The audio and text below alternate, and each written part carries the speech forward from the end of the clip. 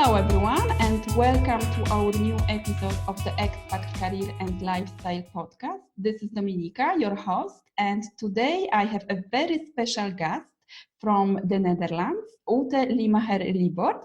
She is the founder of Ute's International Lounge. She's an expat for a long time, and she helps international families to navigate challenges and then adapt to international life in different countries. Hello, Ute. Hello, Dominika. Good morning. Hello. So thank you for being with us today. Please tell us more about your experience, how your international life started, and what are you doing? Well, thank you first of all for inviting me, Dominika. It's really a pleasure to be here. You already said a few things that I'm running my own business. It's Ute's International Lounge, where I help internationals adjust to the new place, understand the local culture and all the cultures that are involved in their international life and languages.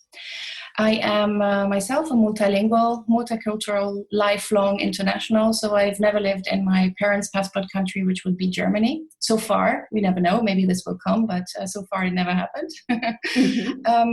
I'm a mother of 3, and I have a dog. Of course, also a husband, a partner. I have many hats, wearing many hats like many of us do. And yes, I'm constantly curious and eager to learn person. I think this helps quite a lot. What I'm doing professionally, I said it already. What I offer these services in different languages, which is my thing, because I like using all my languages, which is Italian, German, English, of course, Dutch, French, and a little bit of Spanish now. Mm-hmm. Swiss German, but this doesn't happen too often. So, yes. My story, you were asking about the background. Well, I am a trained, linguist. I was lecturer at the University of Zurich for Italian historical linguistics for many years. Researcher, I did my PhD and my post-PhD in philology. Mm-hmm. But I've always worn many hats. So I was also a teacher. I worked in a gallery, in an art gallery. So all that combined, I did a training as a counselor and coach. And so I might say I'm a multi-potentialite. Mm-hmm. I don't know if you know the term from Emily Wapnick. There's a nice TEDx talk about this. Mm-hmm. And I'm always eager to learn more. I'm constantly learning, studying, researching. So it's never ending. Mm-hmm. And that's a little bit my journey. Yeah, so it's like never ending learning and never ending improving yourself and your life. Yes, so it's very interesting that you have never lived in your home country, Germany.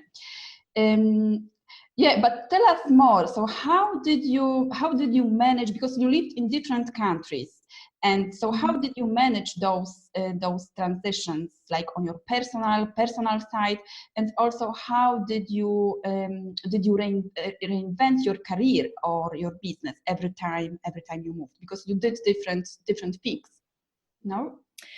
Yes, well, I grew up in Italy, in northern Italy, and I moved when I was 18, first time on my own. Mm-hmm. That was harder, I think, because it's the first time that you move to a place, you're completely on your own, and you have to figure everything out yourself. This was a big step. The language was different. I knew a little bit of Swiss German, but not that much. So the language was a little bit a challenge, but I liked it. So I just took the plunge.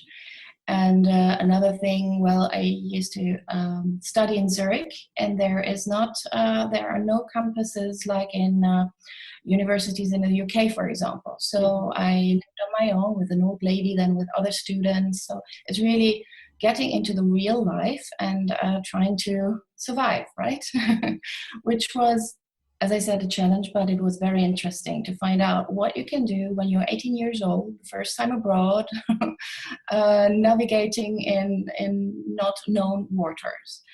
So, and I did this over and over again. I moved every 2-3 years, which was, I think it's this typical expat or international itch that I had. Although I moved always in the same area, or then to France as well, and then a moment to Italy and back, on my own.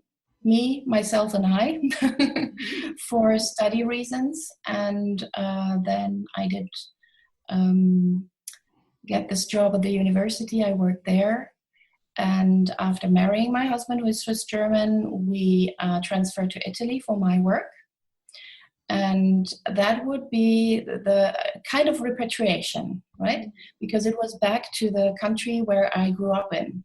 But I didn't move to the same area. I moved to Florence. So it was a different way of living there. It's a little bit different from the northern side of Italy.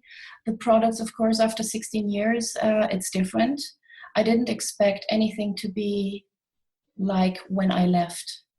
So I think this is the most important thing. You just enter like it's a completely new place and you discover it as a tourist, and then you get used to it. But of course, I moved there for work, and I had already connections with locals and with my new colleagues and other researchers and universities that I collaborated with. So that was quite helpful. So doing this in advance in order to prepare yourself and to know where you have to go, when you have to go where, and where you find actually what you need to live there was very useful.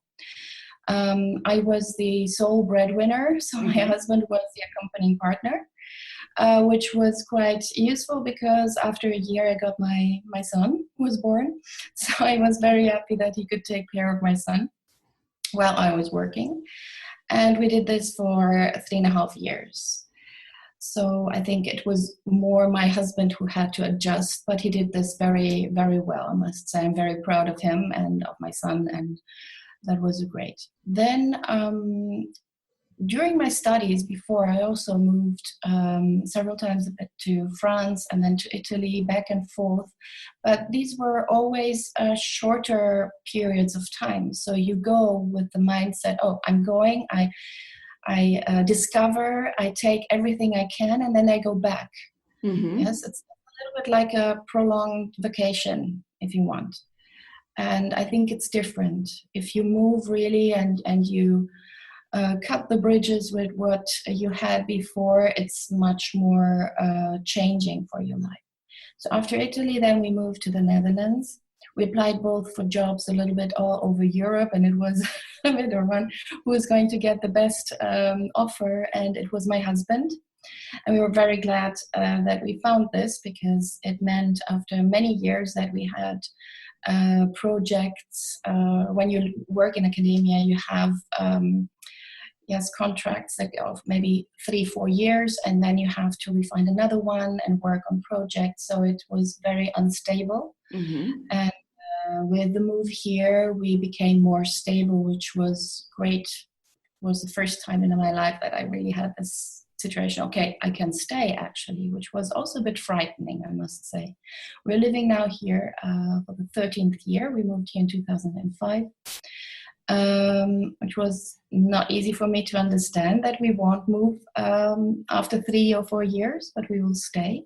For me personal, for my career, well, when we moved here, I became stay-at-home mom within 48 hours. So the move to Switzerland. And realizing that after applying to different universities and companies that I wouldn't be able to continue my career that I had before, that was a big thing for me. That was the most difficult thing to accept. But then after my twin daughters were born, a year later, I decided to take a step back and to really focus on my family and to find out what I can do next. And it took me a few years to find out what I wanted to do. So I started learning new skills, learning Dutch. I collaborated at a project at the Huygens Institute in The Hague. which was very eye-opening. So I got to know how people work here, what is the working environment, how you behave and how you speak up and how meetings are done. It's very interesting, and I'm always keen to learn. So that was my thing. But I also studied to become a counselor and coach. And I did that very passionately. I got back to a study that I did only for 2 years. That's on psychology. And then I mixed this all up and I did volunteer work. So you can say it's like a salad of different experiences, yes, that I mixed and that I combined in a way that serves me until then I came up with what I'm doing now. Yeah, so you connected like all your experience and like your passions and skills, to find your career. So like based on your experience, what can you advise to someone who is like moving abroad and who is looking to build a career or even a business abroad? So how to start? What will be like your advice about the first steps to take? Okay, the first steps, I would even say you have to take them before you move, to really get informed what your possibilities are. Do you need a visa, for example, or how long are you going to stay? If you are on an assignment because your partner will stay there only 3 years, will you be able to find something or to build something up within this time frame that you have? So be very well prepared. So I see many who just go for 3 years maybe to one place and then they study something, they hone some skills, learn a language, and then take this in their backpack to go to a new place and build something up maybe in the second, third, fourth place that they move to. Of course, if you move and you want to pursue your career, make sure that you have enough of connections. I had some, but then several situations changed and it made it impossible for me to go ahead, which was very daunting, disorienting. And it served me in the end because I learned how to find other ways to still go where I want to go, or to find out that maybe it's not this kind of path, but the other one. But it takes time and perseverance. Another thing that I would recommend is to be proactive. Not to expect that anyone is looking for you, that anyone is doing the hard work for you. You come to a new place like a white page. Yes, no one. They may know your name. Maybe they can also pronounce your name, which is not always the case. They may know where you come from, but you have to tell over and over again what your interests are, what you would like to achieve, who you need. This asking for help is something that we really need to be able to do. And knowing what kind of help we need. Finding this out is a journey. Sometimes we think we need a job, but this is not clear enough. What kind of job, when, and how many hours? Do you work in the weekends? Do you want to travel or not? Do you want to start your own business, or do you want to work for someone 9 to 5? Or yes. So being very clear about what serves you and what is possible for you and your family, if you have a family, or with your partner in the place that you live. Maybe you live in a place where you cannot travel that much because you always need a visa to get out and in, or that your children need you more. Do you want your children to grow up with maybe a nanny or something? That's fine if that's okay for you. If you don't want that, then you have to adjust accordingly to the situation of the family. And this is actually what I do also with my clients. I never consider only the person with her needs or his needs, but the whole family. How are the children doing? What about the partner? Because sometimes you assess the situation at the beginning of the journey, of the international journey, but it can happen that after a year, 2, 3, 4, 10, 15, you change the expectations, and you change also your view of the life. So I say it's very important that everyone is in the same boat, on the same page, whatever metaphor you want to use. Mm-hmm. Yes, because it's different, for example, when you are moving alone or your own, so you can have like different vision and different goals. And when you are moving with the family, you have to think as a whole family, not like only one member of a family, but you have to think like having like a big vision for everyone. And I also like that you said that it's important to be proactive, knowing what you want, and what kind of questions you have to ask when you are looking for a job, or doing a research, or just gathering the information about the move. So this is very, very important for expats. Yes. Yeah. Then what I am also interested in is about how to craft an international identity, or how to be like in peace with your international self, because sometimes when you for example, when you move to a new country, you are impacted by a different culture, or you are coming back to your home country, so you can feel confused because you don't know exactly where do you belong. So how to craft, or how to connect with your international identity, which is very important for expats, for internationals, or even for digital nomads who are moving very often to different places. Mm-hmm. Well, actually, identity is not something that is constant. Yes, mm-hmm. We have. It changes constantly, because we talk with people, we interact with people from different backgrounds, so we shape our identity constantly. And I think this is the first thing that many forget. They say, well, I am, or they link identity with culture, with nationality, with a place. I say, I belong to a place, or I am German or Italian or whatever. Whereas you become a little bit tinted with all the people and all the cultures and languages that you get in contact with, which is not a scary thing. And I realize that for many people who are more centered of, oh, well, my identity is I'm German, I don't know, Munich, Oktoberfest, that's related to the tradition life there. And then they feel disoriented when they are somewhere else, because expectations are not met, values are different, traditions are different, the climate is different, everything changed, and then they think they are losing their identity. But it's not about that. It's more about gaining more flexibility in your identity. And I think this is a great plus when we are on this journey.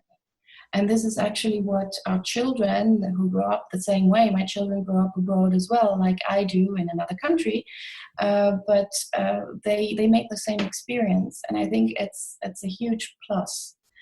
And fixing too much on how my extended family lives or was or thinks, the values that they have, and trying to continue these at all costs, might be narrowing down what we actually with an international life want to have a little bit expanded. Mm-hmm. So being more flexible and inclusive about the otherness. And I always say, also in my talks and workshops, when I talk about international childhood or life abroad, is we're not only, we're also. So if someone says, well, but you're not that Swiss, you're not that Italian, you're not that German, mm-hmm. and they try to put these boxes, very tiny boxes. I don't like boxes and labels in general, mm-hmm. but I say, well, my box needs to be very colorful, expandable. Mm-hmm. But I prefer no box, actually. And I am not only Italian, I'm also Swiss, I'm German, I'm French, I'm Dutch, I'm English. My children go to an English school, a British school. So we are tinted with all of that. And we have Chinese friends, we have Arab friends from different Arabic countries. So it's all of that. And it's so interesting. I find it really amazing. I mean, I wouldn't miss this or nothing. So my identity, I don't define it in terms of places, the culture or traditions. I have a great mix of them, and I really appreciate that. I enjoy it. Yeah, that's very beautiful. Yeah, that you have all those different aspects, and you can have like the best of it, the best of every city, or the best of every language, culture. So it's very like enriching for your personality, for your own story as a person. Yeah. Yes. So what was so we spoke a little bit about like obstacles and challenges of living abroad, moving, but what was like your biggest obstacle in your international life, and how did you overcome it? My biggest obstacle was actually when we transferred here, and I became a stay-at-home mom, although I was the sole breadwinner before. This abandoning my financial independence, being on the driver's seat of my life, it felt like this all just stopped one moment. And it's very difficult because since I'm 20, I was used to just earn my own money and provide for myself. So being independent and having a career, and then all of a sudden seeing this career stop, and reinventing yourself. As I said before, we go to a new place and no one knows us. No one knows what we are capable of. So we have to say this and repeat this. And I got tired of repeating, I'm a linguist, I know what I'm talking about when I talk about bilingualism, when I talk about multilingualism, when I talk about third culture kids, or what it means to grow up somewhere else. But it needs a lot of patience to get there and to make people understand I'm still that person and I like that and I want to help and this is what I like to do. So that was the main challenge, to really to realize that although I had a backpack full of experiences, that I had to re-explain it again. And I was in my late 30s when we moved here. So it was, I don't know, maybe you get tired at some point. You might be able to do this for the first 3, 4, 5 times. And then at some point you say, just forget it. I just don't want to tell you again what I'm capable of and what I can do. And but then I found out by doing and by always being there and by always speaking up, people would say, okay, yes, no, we can trust her. So this challenge would be really the defining yourself, but also making others see you, recognize you, and actually appreciate your knowledge and what you can bring to the table. And I did this also with a lot of volunteering, which is great here in the Netherlands. If someone moves here and maybe you don't know still what to do, it's great to start with volunteering. Even if you don't know the language yet, there are great opportunities to do so. And you can put them on your CV. So finding this out also was a journey. So I think, yes, that was my main challenge. The independence, the not being seen.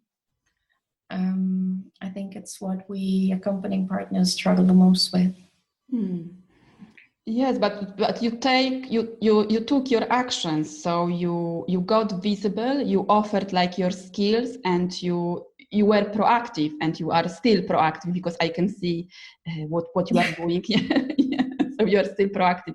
You are still taking action. So once again, being proactive is very important. And it can be hard, especially when you are like expat partner and you are moving abroad and you are losing everything, your professional identity, like your independence, your financial independence also. So it's very difficult. And it's very easy like to lose yourself and to even to get depressed. So taking actions like volunteering, doing something, it's very important. So thank you. Thank you. Can I add something? And when you add children to the picture, right? Young children that need you, you're sleep deprived, you question yourself, your social environment is not that much expanded, you don't know so many people. It's so important. I mean, now with internet, with Facebook, with meetup groups, internations.org groups, etc. You can actually prepare quite well before a move, and already people know you when you arrive, which is great. And I always recommend doing this. But before it was not that possible. And going out and meeting the people that actually can help you was a bit more difficult. So I think there is a shift, and are many things that are a bit more easier today than a few years ago. Yes, I think yes, there is like much more support for expats and internationals. You can find like easily information online. So yeah, it's much easier now, I think also. Yeah. So how, because you are doing like multiple things. So you are a linguist. You are helping international families and also doing like intercultural trainings. So how do you combine those multiple interests, and how do you manage your time with your family and with your business also? Okay, yes, they are all practically serving the same kind of people. So it's very diverse, but also very similar. What I do, I'm pretty good at organizing. Maybe it's my genes, I don't know. But anyways, you can learn it as well. But I have certain days in the week that I really concentrate on the linguistic part, so multilingualism, and I offer these online meetings, and I meet with my clients on those days. Then I have other days dedicated to the cultural background, culture, intercultural communication, etc. And I have one day that's Friday, usually, like today, that is for the administration and the planning for the next week. What I do is I don't work 100%. I decided this when I started my own business, and it's also why I started my own business, because I didn't want to have a job from 9 to 5 or even during the night or something. Sometimes I work during the night, but this is mostly when, I don't know, the children are sick or something else happens. So I'm very flexible, which is the advantage of working for myself, being my own boss. So I work during the time that my children are at school or somewhere else. And sometimes in the evening when my husband is back and he can take over and he has a chat with them and everything. So this is how it works for me. Of course, there are times where maybe if, like I said, if a child is sick or something else happens, I have to just give in and say, okay, this week this is not going to happen. But then I write it down for the week after, or the week after even, or the month after. So I'm quite kind to myself. Because if I'm not, who else will? Of course, others are kind too. But I have to take care of myself first. So this is the first thing that I put always on top of the list. Am I feeling okay? Is this what I can do? Is this what I'm passionate about? And then you go, and this is my driving force, actually. And it works so far. Yes, I think it's very important, like remembering also about yourself and being kind to yourself and taking care of your own self. Yeah, so this is very important in business or like in international life. So, what are your projects like for the future? Are you moving to Germany? Are you staying in the Netherlands? What are your projects? Okay, about moving then. Okay, my project about moving, I don't have any projects about moving. We are probably going to stay here at least until the children are done with school, they finish school. And then, I don't know, I'm open. I might move, we might move somewhere else again. Actually, I moved just 3 months ago to a new place here in the Netherlands. We are now close to Leiden. And I like it. I like the boats passing by and the nature around our place. So it's a new step. It's still in the same country, because actually you can also move in the same country and have a completely different life in a new place, but still talking the same language, meeting the same people. We don't plan to go to Germany. No, that's not. Maybe at some point we'll go. I would like to go back to Italy for some time, or at least have a leg in Italy. I always dreamt about having a pied-à-terre in France, in Italy, in Switzerland, etc. It's not going to happen. So it might become a caravan maybe. So I can move around, having wheels instead of legs and moving around.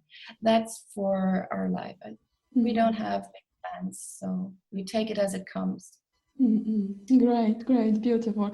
So thank you very much for being with us today, sharing your experience, and your tips. So tell us, where can we find more information about you? And I also know that you have free gifts for our listeners. So tell us more. Yes. Thank you very much for having me, Dominika. Really a pleasure talking with you. I like to talk. I hope it was not too much, but anyway, my Italianness, maybe that comes out.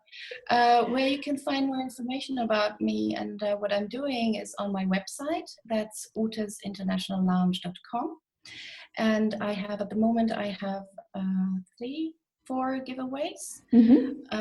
That you can download and access from the main site. It is International Life Assessment, because I always recommend to do this every now and then to see if you're still having the same expectations and everyone is on the same page.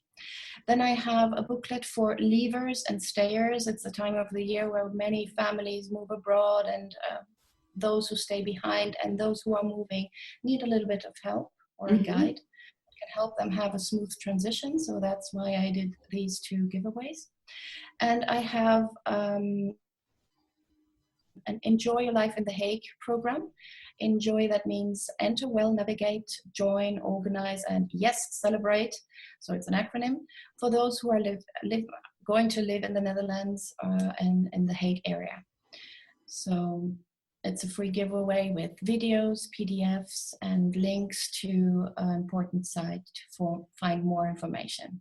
And you can always contact me for, I would say I would like to offer a 30 minutes free consultation with me, maybe for the first 5 who want to have this. Yes.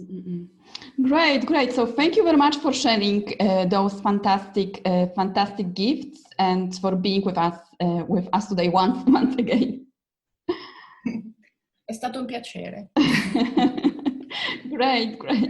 Thank you very much for listening. So let us know what are your learning points and go and visit Ute's International Lounge website. And I will be back soon with another fantastic guest. Thank you very much and bye. See you soon.